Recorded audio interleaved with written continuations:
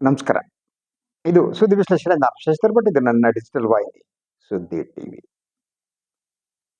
ಧರ್ಮಸ್ಥಳದ ಹೆಣಹೂತ ಪ್ರಕರಣ ಈಗ ಇನ್ನೊಂದು ಪ್ರಕರಣವಾಗಿ ಪರಿವರ್ತನೆ ಆಗಿದೆ.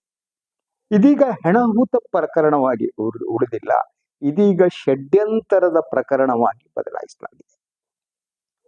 ಇದು ಕುತೂಹಲಕರವಾದ, ಅಂದ್ರೆ ಒಂದು ಪ್ರಕರಣದ ಆಂಗಲ್ ಏನಿದೆ, ಆಯಾಮ ಏನಿದೆ, ಅದನ್ನ ಸಂಪೂರ್ಣವಾಗಿ ಬದಲಿಸಲಾಗಿದೆ. ಇದು ಬಹಳ ಮುಖ್ಯ. ಆಗಿದ್ರೆ ಹೇಗೆ ಬದಲಿಸಲಾಗಿದೆ, ಬದಲಿಸಿದ್ದು ಹೇಗೆ, ಇದನ್ನು ನಾನು ನಿಮ್ ಜೊತೆ ಹೇಳಬೇಕು. ಯೂಸ್ವಲಿ ಯಾವುದೇ ಒಂದು ಕ್ರಿಮಿನಲ್ ಆರೋಪ ಏನಿರುತ್ತಲ್ಲ, ಸೊ ಯಾವುದೋ ಒಂದು ಕೊಲೆಯ ಆರೋಪ ಬಂತು ಅಂತ ಇಟ್ಕೊಳ್ಳಿ, ಅದನ್ನ ಬೇರೆ ಬೇರೆ ಆಂಗಲ್ನಲ್ಲಿ ಆ ಆರೋಪದ ತನಿಖೆ ಪ್ರಾರಂಭ ಆಗುತ್ತೆ. ಯೂಸ್ವಲಿ ಮೊದಲು ಯಾರು ಆರೋಪ, ಒಂದು ಕೊಲೆಯ ಆರೋಪ ಬಂದಿದೆ, ಅದರ ಹಿನ್ನೆಲೆ ಮುನ್ನೆಲೆ, ಅದಕ್ಕೆ ಕಾರಣಗಳು ಎಲ್ಲವನ್ನ ಹುಡುಕ್ಬೇಕಾಗತ್ತೆ. ಅದು ಯಾವ ರೀತಿ ಸಾಕ್ಷ್ಯಗಳಲ್ಲಿ ಸಾಂದರ್ಭಿಕ ಸಾಕ್ಷ್ಯಗಳಿರ್ತವೆ, ನೇರವಾದ ಸಾಕ್ಷ್ಯಗಳಿರ್ತವೆ. ಅದರ ಮೂಲಕ ತನಿಖೆ ನಡೀತಾ ಹೋಗುತ್ತೆ. ಒಂದೊಮ್ಮೆ ಆರೋಪ ಇನ್ನೊಂದಾದ್ರೆ ಅದಕ್ಕೆ ಬಿ ರಿಪೋರ್ಟ್ ಹಾಕೋದು, ಅದೆಲ್ಲ ಪ್ರೊಸೆಸ್ ಆಗಿ. ಆದ್ರೆ ಈ ಪ್ರಕರಣ ಬಹಳ ಕುತೂಹಲಕರವಾದದ್ದು ಅಂತ ಧರ್ಮಸ್ಥಳದ್ದು. ಈ ಪ್ರಕರಣ ಆದದ್ದು ಮೊದಲನೇದಾಗಿ ಯಾವನೊಬ್ಬ ನಾಮಧೇಯ ಬಂದು ದೂರ ಹೇಳ್ತಾನೆ. ಸೊ ಹೆಣ ಹೂತಾಕಲಾಗಿದೆ ಅಂತ ಹೇಳ್ತಾರೆ. ಪೊಲೀಸರು ಹೋಗಿ ನೆಲವನ್ನ ಅಗೆಯುವ ಕೆಲಸವನ್ನ ಮಾಡ್ತಾರೆ. ಫೊರೆನ್ಸಿಕ್ ಇದಕ್ಕೆ ಸಿಕ್ಕಿರುವ ಮೂಳೆಯನ್ನ, ಅಸ್ಥಿಪಂಜರವನ್ನ ಕಳಿಸ್ತಾರೆ. ಇದೆಲ್ಲ ನಮ್ಗೆ ಗೊತ್ತು, ಇದು ನಾನು ನಿಮಗೆ ವಿವರಿಸ್ಬೇಕಾ, ಎಲ್ಲ ನಿಮಗೂ ಗೊತ್ತಿದೆ. ಸೊ ಆದರೆ ಈ ಪ್ರಕರಣ ಇದ್ದಕ್ಕಿದ್ದ ಹಾಗೆ ಹೆಣಹೂತ ಪ್ರಕರಣ ಏನಿದೆ ಅದು ಷಡ್ಯಂತರದ ಪ್ರಕರಣವಾಗಿ ಬದಲಾಗುತ್ತೆ. ಈಗ ಪೊಲೀಸರು ಇದನ್ನ ಷಡ್ಯಂತರದ ಪ್ರಕರಣವಾಗಿ ಬದಲಾಯಿಸಿದ್ದಾರೆ. ಇದಕ್ಕೆ ಹಾಗಿದ್ರೆ ಈ ಸಂಶಯ ಬರುವುದು ಎಲ್ಲಿ? ಒಂದು, ಇದು ಷಡ್ಯಂತರದ ಪ್ರಕರಣ ಅಂತ ತನಿಖೆಗಿಂತ ಮೊದಲೇನೆ ಈ ರಾಜ್ಯದ ಉಪಮುಖ್ಯಮಂತ್ರಿಗಳು ಅನೌನ್ಸ್ ಮಾಡಿದ್ರು. ಮತ್ತು ಆ ಸ್ಥಳ ಏನಿದೆ, ಆ ಸ್ಥಳಕ್ಕೆ ಸಂಬಂಧಪಟ್ಟ ಹಾಗೆ ನೂರಾರು ಡಿ ಕೆ ಶಿವಕುಮಾರ್ ಅವರ ಬೆಂಬಲಕ್ಕೆ ನಿಲ್ತಾರೆ ಅಂತ ಅವರು ಘೋಷಿಸಿದ್ರು. ಸೊ ಅಧಿಕಾರಸ್ಥರು, ಪವರ್ ಇದ್ದವರು ಹೇಳಿದಾಗ ಅದರ ಬೆಲೆ ಮತ್ತು ಅದರ ಪರಿಣಾಮಗಳು ಬೇರೆ ಆಗ್ತವೆ. ನಾನು 2-3 ಸಲ ಹೇಳಿದ್ದೀನಿ. ಯಾಕವಾಗ ಉಪಮುಖ್ಯಮಂತ್ರಿಗಳೇ ಇದ್ರ ಷಡ್ಯಂತರದ ಪ್ರಕರಣ ಅಂತ ಹೇಳಿದಾಗ ಸರ್ಕಾರದ ನಿಲುವು ಷಡ್ಯಂತರದ ಪ್ರಕರಣ ಅನ್ನೋದೇ ಆಗಿರುತ್ತೆ ಅನ್ನೋದು. ಅಂದ್ರೆ ಪೊಲೀಸರಿಗೆ ಇದನ್ನ ನೀವು ಷಡ್ಯಂತರದ ಪ್ರಕರಣದ ಆಂಗಲ್ ನಲ್ಲಿ ಇದನ್ನ ತನಿಖೆ ನಡೆಸಬೇಕು ಅಂತ ಸೂಚನೆ ಕೊಟ್ಟ ಹಾಗೆ. ಸೊ ಯಾವಾಗ ಇದು ಪ್ರಾರಂಭ ಆಯ್ತು, ಅದನ್ನ ಷಡ್ಯಂತರದ ಪ್ರಕರಣವಾಗಿ ಬಹುಬೇಗ ಪರಿವರ್ತಿಸಲಾಯಿತು. ಅಂದ್ರೆ ಇದು ಹೆಣಹೂತ ಪ್ರಕರಣ ಆಗಿದ್ರೆ ಹೆಣಗಳು ಸಿಕ್ತೋ ಇಲ್ವೋ ನೋಡೋದು, ಆ ಮಣ್ಣನ್ನ ಫೊರೆನ್ಸಿಕ್ ಕಳಿಸಿದ್ದೀರಿ, ಫೊರೆನ್ಸಿಕ್ ಲ್ಯಾಬೊರೇಟರಿಗೆ ಹೈದರಾಬಾದ್ಗೆ ಹೋಗಿದೆ, ಅದು ಬರೋವರೆಗೆ ಕಾಯೋದು. ಸೊ ಅದು ಅದರ ಜೊತೆಗೆ ಅಲ್ಲಿ ಸಿಕ್ಕಂತ ಅಸ್ಥಿಪಂಜರಗಳಿರ್ಲಿ, ಎಲುಬುಗಳಿರ್ಲಿ, ಅದರ ಬಗ್ಗೆ ವರದಿ ಬರಬೇಕು. ಅಥವಾ ಮಣ್ಣಲ್ಲಿ ಎಲುಬುಗಳು ಕರಗಿ ಹೋಗಿದೆಯಾ, ಏನಾಗಿದೆ, ಆ ವರದಿಗಳು ಬರಬೇಕು. ಈ ಯಾವ ವರದಿಗಳು ಬರುವುದಕ್ಕಿಂತ ಮೊದಲು SIT ಪೊಲೀಸರು ಈ ಪ್ರಕರಣವನ್ನ ಷಡ್ಯಂತರದ ಪ್ರಕರಣವನ್ನಾಗಿ ಬದಲಾಯಿಸಿದ್ದಾರೆ. ಇದು ಷಡ್ಯಂತರದ ಪ್ರಕರಣ ಆಗುವ ಬದಲಾದ ಹೊತ್ತಿನಲ್ಲೇನೆ SIT ಟೀಮ್ನಲ್ಲಿರುವಂತಹ ಅನುಚೇತ್ ಅವರು ವಿದೇಶ ಪ್ರವಾಸಕ್ಕೆ ಹೊರಟಿದ್ದಾರೆ. ಸೊ ಈ SIT ರಚನೆಯ ಸಂದರ್ಭದಲ್ಲಿ ಮಹಿಳಾ ಅಧಿಕಾರಿಯೊಬ್ಬರು ಈ ಒಂದು SIT ಟೀಮ್ನಲ್ಲಿ ಇರುವುದಕ್ಕೆ ಒಪ್ಪಿರಲಿಲ್ಲ. ಎಲ್ಲ ಕ್ರಾನಾಲಜಿಯನ್ನ ನೋಡ್ತಾ ಬನ್ನಿ. ಸೊ ಇದಾದ ಮೇಲೆ ಪ್ರಕರಣ ಬೇರೆ ಬೇರೆ ರೂಪಗಳನ್ನ ಬರುತ್ತೆ. ಸೊ ಇವತ್ತು ನಾನು ಒಂದು ಬಸ್ನಲ್ಲಿ ಬರ್ತಾ ಇದ್ದೆ. ಅಲ್ಲಿಯ ಚಾಲಕರೊಬ್ಬರು ನನ್ನ ಜೊತೆ, ಬಸ್ ಚಾಲಕರೊಬ್ಬರು ಮಾತನಾಡ್ತಾ ಇದ್ರು. ಅವರ ಹೆಂಡತಿ ಉಡುಪಿಯವರು. ಸೊ ಅವರು ಮಾತನಾಡ್ತಾ ಇದೇ ಧರ್ಮಸ್ಥಳದ ವಿಚಾರವನ್ನ ಪ್ರಸ್ತಾಪ ಮಾಡಿದ್ರು. ನಾವು ಮಾಧ್ಯಮದವರು ಅಂದ ತಕ್ಷಣ ಇವರು ಗುರುತಿಸ್ತಾರೆ, ಜನ ಮಾತನಾಡೋದು ಬಹಳ ಸಹಜವಾದದ್ದು. ಅವರು ಹೇಳಿದ್ದು ನನಗಿನ್ನೂ ಕುತೂಹಲ ಅಂತ ಅನಿಸ್ತು. ಅದಕ್ಕೆ ಹಲವರು ಹೇಳಿದ್ದು. ಸೊ ಏನು ಅಂದ್ರೆ, ಮೊದಲನೇದಾಗಿ ಹಾಗಿದ್ರೆ ಯಾರು ಹೆಣಹೂತ ಪ್ರಕರಣ ಆರೋಪ ಮಾಡಿದ್ದಾನೆ ಅವನೇನೆ ದೊಡ್ಡವರು ಪ್ಲಾಂಟ್ ಮಾಡಿರಬಹುದಾ ಅಂತ ಪ್ರಶ್ನೆಯನ್ನು ಅವ್ರು ನನಗೆ ಕೇಳಿದ್ರು. ನಾನು ಯಾಕೆ ಅಂತ ಅಂದೆ. ಯಾಕೆಂದ್ರೆ ಈ ರೀತಿ ಪ್ಲಾಂಟ್ ಮಾಡುವ ಮೂಲಕ 4-6 ಕಡೆ ನೆಲ ಆಗದು ಬಿಟ್ಟು ಅಲ್ಲಿ ಏನೂ ಸಿಕ್ಕಿಲ್ಲ ಅಂತೇಳಿ ಎಲ್ಲ ಕೇಸನ್ನ ಮುಚ್ಚಿ ಹಾಕುವುದಕ್ಕೆ ಇದು ಬಹುದೊಡ್ಡ ಷಡ್ಯಂತರ ಆಗಿರಬಹುದು ಅಂತ ಅವ್ರು ಆರೋಪಿಸಿದ್ರು. ನಾನು ಈ ಆಂಗಲ್ ಅಲ್ಲಿ ಯಾವತ್ತೂ ಯೋಚನೆ ಮಾಡಿರ್ಲಿಲ್ಲ. ಒಂದ್ಸಲ ಶಾಕ್ ಆದಾಗಾಯ್ತು. ಯಾಕೆ ಅಂತ ಕೇಳಿದೆ ಅವ್ರನ್ನ.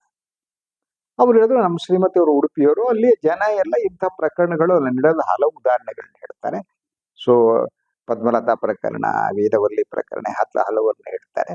ಆದ್ರಿಂದ ಅಲ್ಲಿ ಆಗಾಗ ನಡೆಯುವಂತ ಸಾವಿನ ಪ್ರಕರಣಗಳು ಮತ್ತು ಅಲ್ಲಿ ಆ ಹೆಣಗಳನ್ನ, ಅನಾಮಧೇಯ ಹೆಣಗಳನ್ನ ಉಳಿಯುವ ಪ್ರಕ್ರಿಯೆ ಅಲ್ಲಿಯ ಜನರಿಗೆ ಶಾಕ್ ಅಲ್ಲ, ಅದು ಆಘಾತಕರ ಅಲ್ಲ, ಅದು ನಡೀತಾ ಬಂದಿದೆ.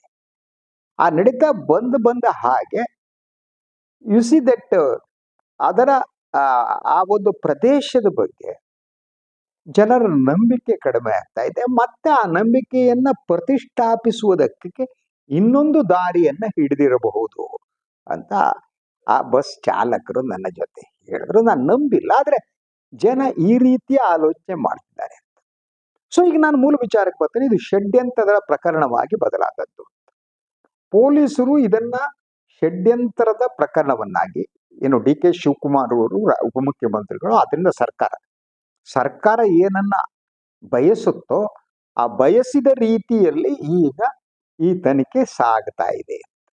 ಸೊ ಆ ಕಾರಣಕ್ಕಾಗಿ ಈಗ ದೂರುದಾರರು ಏನಿದ್ದಾರೆ, ಮೊದಲು ದೂರುದಾರರನ್ನ ನಾವು ನಾಯಕರು ಅಂತ ಏನು ಪರಿಗಣಿಸಿದ್ದೇವೆ, ಅವರನ್ನ ಖಳನಾಯಕರನ್ನಾಗಿ ಪರಿವರ್ತಿಸಲಾಗ್ತಾ ಇದೆ.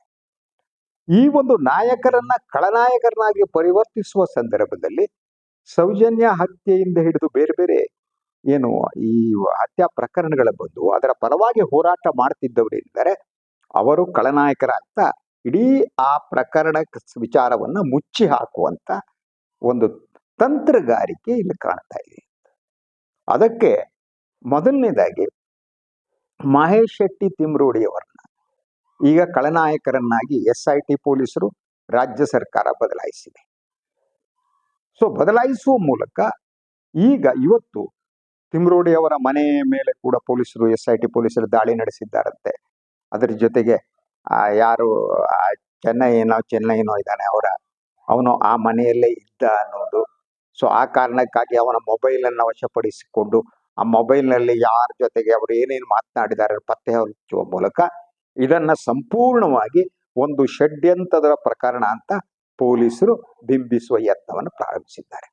ಈ ಮೂಲಕ ಧರ್ಮಸ್ಥಳದಲ್ಲಿ ಯಾವ ಒಂದು ವಿಭಿನ್ನ ಧ್ವನಿ ಹೋರಾಟ ಇತ್ತು ಅದನ್ನೆಲ್ಲವನ್ನು ಸಂಪೂರ್ಣವಾಗಿ ಹತ್ತಿಕ್ಕುವುದಕ್ಕೆ ಸಿದ್ದರಾಮಯ್ಯ ನೇತೃತ್ವದ ಸರ್ಕಾರ ಏನಿದೆ, ಡಿ ಕೆ ಶಿವಕುಮಾರ್ ಅವರ ಸರ್ಕಾರ ಏನಿದೆ, ಅವರ ಅಣತಿಯಂತೆ ಈಗ SIT ತನಿಖೆ ನಡೀತಾ. ಆದ್ರಿಂದ ಇದೀಗ ಹೆಣಹೂತ ಪ್ರಕರಣ ಅಲ್ಲ, ಇದು ಷಡ್ಯಂತರದ ಪ್ರಕರಣವಾಗಿ ಬದಲಾಯಿಸಲಾಗಿದೆ ಅನ್ನೋದು ಮುಖ್ಯವಾದ್ದು.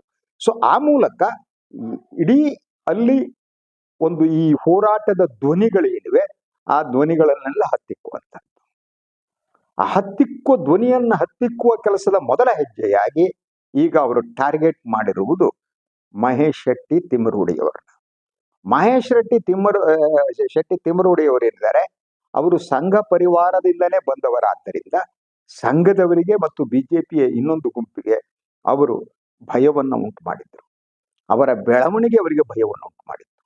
ಆದ್ರಿಂದ ಸೊ ಈಗ at any cost Mahesh Shetty Timmarodi ಅವರ ಧ್ವನಿಯನ್ನ ಅಡಗಿಸುವ ಮೂಲಕ ಏನು ಸಂತೋಷ್ ಅವರ ಬಿಜೆಪಿಯ BL ಸಂತೋಷ್ ಅವರ ಎಜೆಂಡಾ ಏನಿದೆ, ಅಶೋಕ್ ಅವರ ಎಜೆಂಡಾ ಏನಿದೆ, ಅದನ್ನ ಪೂರೈಸುವುದಕ್ಕೆ ಕಾಂಗ್ರೆಸ್ ಸರ್ಕಾರ ಮತ್ತು ಡಿ ಕೆ ಶಿವಕುಮಾರ್ ಅವರು ಹೊರಟಿದ್ದಾರೆ. ಅಂದ್ರೆ ಇದು ಪಕ್ಷ ಭೇದವನ್ನ ಮೀರಿದ ಒಂದು ರಾಜಕೀಯ ಸಂಬಂಧ ಅಂತ. ಅದು ಹೊಸ್ತು ಅಲ್ಲ. ಡಿ ಕೆ ಶಿವಕುಮಾರ್ ಅವರಿಗೆ ಮತ್ತು ಯಡಿಯೂರಪ್ಪನವರಿಗೆ ಇರುವ ಆತ್ಮೀಯ ಸಂಬಂಧ ನಮ್ಗೆ ಗೊತ್ತು. ಅದರಂತೆ ಸಿದ್ದರಾಮಯ್ಯನವರಿಗೆ ಮತ್ತು ಯಡಿಯೂರಪ್ಪನವರ ಕುಟುಂಬಕ್ಕಿದ್ದ ಆತ್ಮೀಯ ಸಂಬಂಧ ಗೊತ್ತು. ಆ ಕಾರಣಕ್ಕಾಗಿ ದಟ್ ಆ ಸಂಬಂಧ ವರ್ಕ್ ಆಗ್ತಾ ಇದೆ ರಾಜಕಾರಣದಲ್ಲಿ. ಈಗ ಅದು ಕೇವಲ ವ್ಯಕ್ತಿಗತ ಸಂಬಂಧವಾಗುವ ಮೂಲಕ, ಯಡಿಯೂರಪ್ಪನವ್ರ ಜೊತೆ ಇರುವ ಸಂಬಂಧ ಮೂಲಕ ಪರಸ್ಪರ ರಕ್ಷಣೆಯ ಒಂದು ಒಪ್ಪಂದ ಅವ್ರ ನಡುವೆ ಇದ್ದಂತ ಕಾಣುತ್ತೆ. ಈಗಿರುವುದು ಏನಂದ್ರೆ ಇದು ಇನ್ನೂ ಬಿಗ್ಗರಾದ ಎಜೆಂಡಾ ಅಂತ. ಈ ಬಿಗ್ಗರಾದ ಎಜೆಂಡಾ ಏನಿದೆ ಅದರಲ್ಲಿ ಮೊದಲನೇದಾಗಿ ಕಾಂಗ್ರೆಸ್ನ ಸರ್ಕಾರದ ಬಹಳ ಪ್ರಮುಖ ವ್ಯಕ್ತಿಗಳು, ಸೊ ಬಿಜೆಪಿಯ ಪ್ರಮುಖ ವ್ಯಕ್ತಿಗಳ ಜೊತೆ ಸೇರಿ RSSನ ಸಂಘ ಪರಿವಾರದ ಈ ಭಿನ್ನಮತದ ಧ್ವನಿ ಏನಿದೆ, ಮಹೇಶ್ ಶೆಟ್ಟಿ ತಿಮ್ರೋಡ್, ಆ ಧ್ವನಿಯನ್ನ ಹತ್ತಿಕ್ಕೋದು.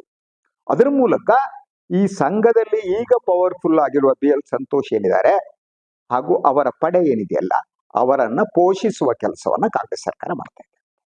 That is the major thing. ಆ ಕಾರಣಕ್ಕಾಗಿ ಇಡೀ ಪ್ರಕರಣವನ್ನ ಈಗ ಷಡ್ಯಂತ್ರದ ಪ್ರಕರಣವಾಗಿ ಬದಲಾಯಿಸಲಾಗಿದೆ. ಹಾಗಿದ್ರೆ ಇದು ಷಡ್ಯಂತ್ರದ ಪ್ರಕರಣ ಅಂತ ತನಿಖೆಗೆ ಮೊದಲೇನೆ ಹೇಗೆ DK ಶಿವಕುಮಾರ್ ಅವರ ತೀರ್ಮಾನಕ್ಕೆ ಬಂದಿದ್ರು ಅಲ್ವಾ? ಸೊ ಅಂದ್ರೆ ತನಿಖೆಗಿಂತ ಮೊದಲೇ ಇದು ಷಡ್ಯಂತ್ರದ ಪ್ರಕರಣವಾಗಿ ಪರಿಗಣಿಸಬೇಕು ಅನ್ನೋದೇನಿದೆ ಅದು. ಸೊ ಬಿಜೆಪಿಯ ಒಳಗಿರುವ BL Santosh and company, U see that Ashok and company, ಕಾಂಗ್ರೆಸ್ನ ಒಳಗಡೆ ಇರುವಂತಹ DK ಶಿವಕುಮಾರ್ ಅಂಡ್ ಕಂಪನಿ, ಇವರೆಲ್ಲ ಸೇರಿ ತೆಗೆದುಕೊಂಡ ಒಮ್ಮತದ ಒಂದು ತೀರ್ಮಾನ ಆಗಿತ್ತು ಅನ್ನುವ ಸಂಶಯ ಈಗ ಬರ್ತಾ ಇದೆ. ಇದು ಬಹಳ ಮಹತ್ವ. ಅದು ಯಾಕೆ ಅಂತ ಹೇಳ್ತೀನಿ, ಇದನ್ನ ಹೆಣಹೂತ ಪ್ರಕರಣ ಏನಿದೆ ಅದು ಹೆಣಹೂತ ಪ್ರಕರಣವಾಗಿ ಇದ್ದಿದ್ರೆ ಪೊಲೀಸರ ತನಿಖೆಯ ದಾರಿ ಬೇರೆ ಆಗ್ತಿತ್ತು. ಒಂದು ತಕ್ಷಣ ನೀವು ನೆಲ ಆಗದಾಗ ನಿಮಗೆ ಅಲ್ಲಿ ಹೆಣಗಳು ಸಿಕ್ಕಿಲ್ಲ, ಫೈನ್. ಆದರೆ ತಕ್ಷಣ ಮಾಡಬೇಕಾದ್ದೇನು ಅಂದ್ರೆ, ಯಾವ ದೂರುದಾರರು ಯಾರ ಮೇಲೆ ಆರೋಪ ಮಾಡಿದ್ದಾರೋ ಅವರನ್ನ ಕರೆದು ವಿಚಾರಣೆ ನಡೆಸುವ ಕೆಲಸವನ್ನ SIT ಪೊಲೀಸರು ಮಾಡಬೇಕಾಗಿತ್ತು. ಆದ್ರೆ ಆಶ್ಚರ್ಯಕರ ಅಂತಂದ್ರೆ, ಸೊ ದೂರುದಾರರು ಮಾಡಿರೋ ಮೊದಲು ಏನಿದೆ, ಈಗ ಏನ್ SIT ಪ್ರೆಷರ್ ಮೇಲೆ ಏನ್ ಹೇಳ್ದ ಬಿಟ್ಟದ, ಅವನು ಚಿನ್ನಯ್ಯನೋ ಇನ್ನೊಬ್ಬನೋ ಅನಾಮಧೇಯ, ಅದು ಬೇರೆ. ಆದ್ರೆ ಮೊದಲು ಅವನು ಹೇಳಿದಾಗ ಅವನು ಕೆಲವರು ಹೆಸರಿಸಿದ್ನಲ್ಲ, ಅವರನ್ನ ವಿಚಾರಣೆಗೆ ಕರೆಯುವುದನ್ನ ಯಾಕೆ SIT ಮಾಡಿಲ್ಲ? ನಾನು ಹೇಳಿದೆ ನಿಮ್ಗೊಂದು, ಎನಿ ಕ್ರಿಮಿನಲ್ ಆಕ್ಟಿವಿಟೀಸ್ ನಲ್ಲಿ ಫಸ್ಟ್ ಯಾರೋ ಯಾರ ಮೇಲೆ ದೂರು ನೀಡಿದಾಗ, ಯಾರ ಮೇಲೆ ದೂರು ನೀಡಿದಾರೋ ಅವರನ್ನ ಕರೆದು ವಿಚಾರಿಸುವುದೇನಿದೆ ಅದು ಇಡೀ ತನಿಖಾ ವ್ಯವಸ್ಥೆಯ ಭಾಗ ಆಗಿರುತ್ತೆ. ತನಿಖೆ ಮಾಡುವುದ ರೀತಿ ಹಾಗೇನೆ. ಆದ್ರೆ ಇಲ್ಲಿ ಯಾರ ಮೇಲೆ ಆರೋಪ ಬಂದಿದೆಯೋ ಅವರು ಯಾರನ್ನೂ ಮುಟ್ಟುವುದಕ್ಕೆ ಹೋಗದೇನೆ, ತಟ್ಟುವುದಕ್ಕೆ ಹೋಗದೇನೆ ಇಡೀ ಪ್ರಕರಣವನ್ನ ಷಡ್ಯಂತರದ ಪ್ರಕರಣವನ್ನಾಗಿ ಬದಲಿಸಿದ್ದೇನಿದೆ ಅದು SIT ಟೀಮ್. ಆ ಮೂಲಕ ಈ ವಿಚಾರದಲ್ಲಿ ಸತ್ಯ ಹೊರಗೆ ಬರುತ್ತಿದೆ ಅನ್ನುವ ಸಾಮಾನ್ಯ ಜನರ ನಂಬಿಕೆ ಇದೆಯಲ್ಲ, ಆ ನಂಬಿಕೆಯನ್ನ ಈ ಸರ್ಕಾರ ಮತ್ತು SIT ಬುಡಮೇಲು ಮಾಡಿದೆ. ಅದಕ್ಕೆ ನಿಮ್ಗೆ ಆ ವಿಜೃಂಭಣೆಯನ್ನ ನೋಡ್ಬೋದು. ಎಲ್ಲರೂ ಇವತ್ತು ವಿಜೃಂಭಿಸ್ತಿದ್ದಾರೆ. ಯಾರಿಗೆ ಸತ್ಯ ನೆಲದೊಳಗೆ ಹುಗಿದು ಹೋಗ್ಬೇಕು ಅಂತ ಆಸೆ ಇದೆಯೋ ಅವರು ವಿಜೃಂಭಿಸ್ತಿದ್ದಾರೆ. ಅದರ ಜೊತೆಗೆ ಈ ಮಾಧ್ಯಮಗಳ ನೋಡಿ, ಈ ಪ್ರಕರಣ ಸಂಪೂರ್ಣ ಇತ್ಯರ್ಥವಾಗುವುದಕ್ಕಿಂತ ಮೊದಲು ಯಾರು ದೂರುದಾರಿದ್ದಾರೆ ಅವರಿಗೆ ಬುರುಡೆ ಗ್ಯಾಂಗ್ ಅನ್ನುವ ಹೆಸರನ್ನ ನಮ್ಮ ಮಾಧ್ಯಮ ಕೊಟ್ಟಿದೆ. ಬುರುಡೆ ಗ್ಯಾಂಗ್ ಅಂದ್ರೆ ಬುರುಡೆ ಅನ್ನೋದು ಸುಳ್ಳು ಅಂತಾರು ಕೂಡ ನಮ್ಮಲ್ಲಿ ಹೇಳಲಾಗುತ್ತೆ, ತಮ್ಗೆ ಗೊತ್ತಿರ್ಬೋದು.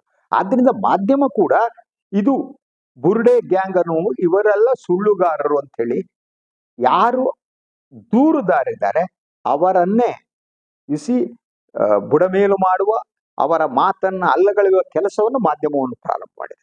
ಇಡೀ ಇದರ ಕ್ರೊನಾಲಜಿ ಮತ್ತು ಇದರ ಒಳಗಿಂದ ತಾವು ಗಮನಿಸ್ತಾ ಬನ್ನಿ. ಸರ್ಕಾರ ಒಂದು SIT ಘೋಷಣೆ ಮಾಡುವಾಗ ಮಾಡಿದ ತಕ್ಷಣ DK ಶಿವಕುಮಾರ್ ಅವರೇ ಹೇಳಿದ ಮಾತು ಇದು ಷಡ್ಯಂತರ ಅಂತ.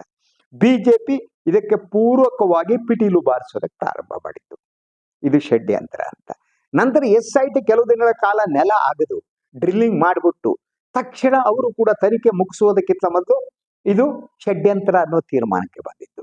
ತಕ್ಷಣ ಮಾಧ್ಯಮ ಕಾಯ್ತಾ ಇದೆ, ಎದ್ದು ಬಿದ್ದು ಓಡ್ ಬಂದ್ಬಿಟ್ಟು ಇದು ಬುರುಡೆ ಗ್ಯಾಂಗ್, ಬುರುಡೆ ಪುರಾಣ ಅನ್ನೋಕೆ ಬಂದಿತ್ತು.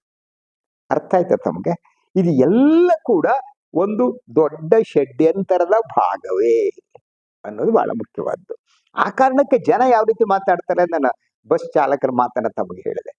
ಎಸ್, ಈ ಚೆನ್ನಯ್ಯ ಅನ್ನೋನೇ ಪ್ಲಾಂಟ್ ಅಂತ ಹೇಳಿ ಸಾಮಾನ್ಯ ಜನ ಮಾತನಾಡುವ ಹಂತಕ್ಕೆ ಬಂದ್ಬಿಟ್ಟಿದೆ.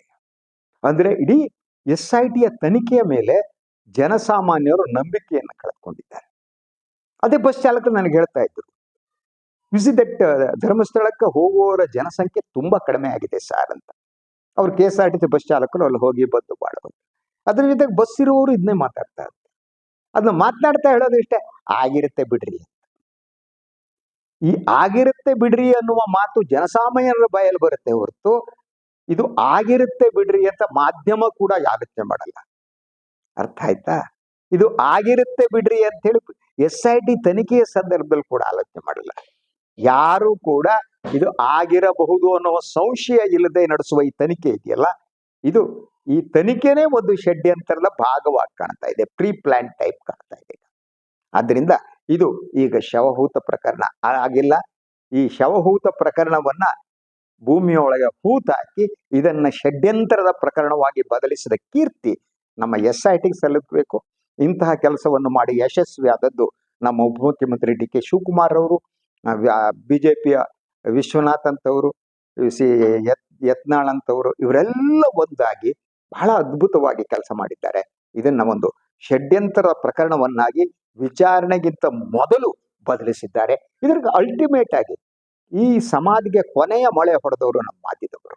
ಅವರು ಮಳೆ ಹೊಡೆಯೋದಕ್ಕೆ ಶಿವರು, ಮಳೆ ಹೊಡಿತಾರೆ ಅಂತ. ಆ ಮೂಲಕ ಇಡೀ ಪ್ರಕರಣವನ್ನ ಬದಲಿಸಿ ಈಗ ದೂರುದಾರರನ್ನ ಇದೊಂದು ಸಂಚು ಅಂತ ಪರಿಗಣಿಸಿ ದೂರುದಾರನ ಯಾರಿದಾರೋ ಅವರಿಗೆ ಶಿಕ್ಷೆಯನ್ನು ಕೊಟ್ಬಿಟ್ಟು ಆ ಕ್ಷೇತ್ರವನ್ನ ಪವಿತ್ರ ಕ್ಷೇತ್ರ ಅಂತ ಮತ್ತೆ ಸಾಬೀತುಪಡಿಸಿ ಎಲ್ಲರೂ ಸಂತೋಷಪಟ್ಟು ಮಂಜುನಾಥನ ಭಜನೆಯನ್ನ, ಅಣ್ಣಪ್ಪ ದೇವರ ಭಜನೆಯನ್ನ ಎಲ್ಲರ ಭಜನೆ ಮಾಡಿ ಸುಖ ಸಂತೋಷದಿಂದ ಜೀವನ ಕಳೆಯುವರು ಎಂಬಲ್ಲಿಗೆ ಈ ವಿಶ್ಲೇಷಣೆಯನ್ನ ಮುಗಿಸ್ತೀನಿ.